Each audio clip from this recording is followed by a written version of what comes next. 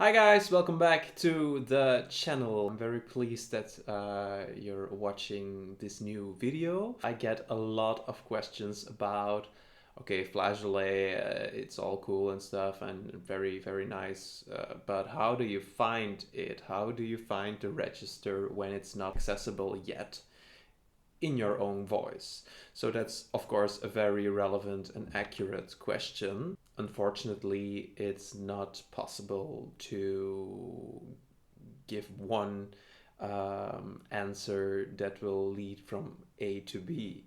So that means you have to experiment and explore your own vocal instrument, and you will have to be patient, and you will have to exercise. It's a word we don't like to hear, but you have to invest a lot of time into that. So I will just try to give you some tips. First one is to make your mouth as close as possible, but still there has to be a little bit of space, like this. And then we're gonna feel the resonance and the sensation totally in the nasal cavities and in the head cavities. And we'll try just to copy my sort of Mickey Mouse sounding sound. So just, and yes, it can be that small, especially in the beginning. That's flageolet. It's totally different than whistle register, which is,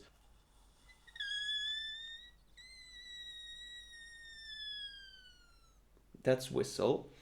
And that's not that relevant actually for your development as a singer. Yeah, so think of flageolet as really something different, and is really, especially for a male singer, very hard to do, because it's like if you think of your vocal cords as just like this or anyway, so two parts that can close and open up again.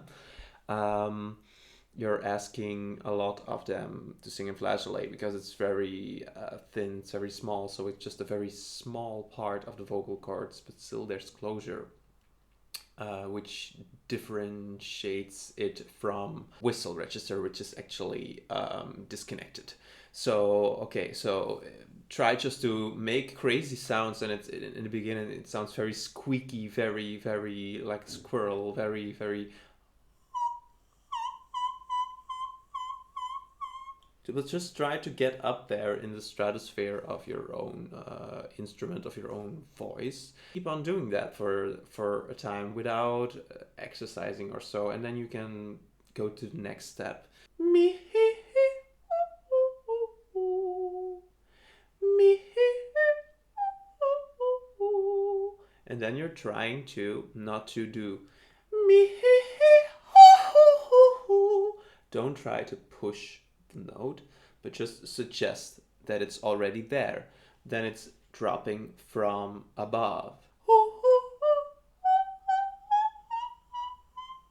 So that's really the area of vocalization that we or that would be necessary to vocalize in the ultimate crick of fibroid area, which is flageolet, of course. And it needs a lot of time to strengthen up, to get bigger, to get strong enough to take that and mix that with head voice.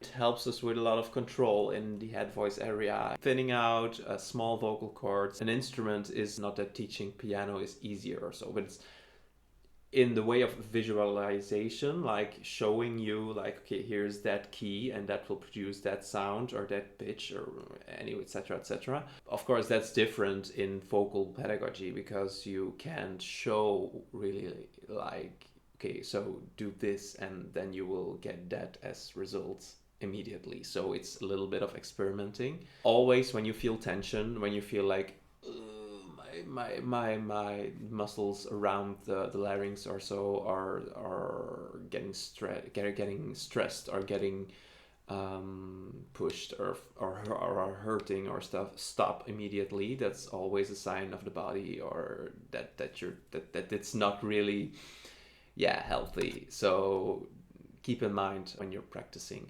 So why practicing anyway? The flageolet register, well, you can watch my previous videos if you want to expand your range, because it also has an influence on the head voice, but also on the registers beneath them. So head dominant mix and even chest dominant mix and vocal fry benefit from flageolet development. That's the reason why it's a very interesting and important register, that it gets neglected a lot, and that's a pity. So let's change that. A lot of words in the world of singing, like flageolet, head voice, whistle voice, falsetto, M2 production, CT dominant, tyroridinoid, TA dominant, and mixed voice, and what's in a name. In fact, it's just about, can I sing a song, or I can sing that song or a song. Right? So that's actually where it's all about, without losing, of course, the commitment to the repertoire and to the meaning and to the interpretation. That's key, and that stays key. But still, it's very awesome if you can hit like notes in the upper part of the 5th octave, and even higher, 6th octave maybe. And then you need flageolet, so there you go. And flageolet is a connected mechanism. It's a part of your vocal instrument for female and male singers. So there's an extension above the head voice, and that has nothing to do with falsetto. I hope you enjoyed a little bit of this video and you learned something. So if you got suggestions, questions, or anything else, just drop them in the comment section. There's no problem at all. I will try my best to answer and to read everything. Don't forget to click on the like button, the thumbs up, and also don't forget to click on subscribe. I will see you guys next time. Thanks for watching. Bye.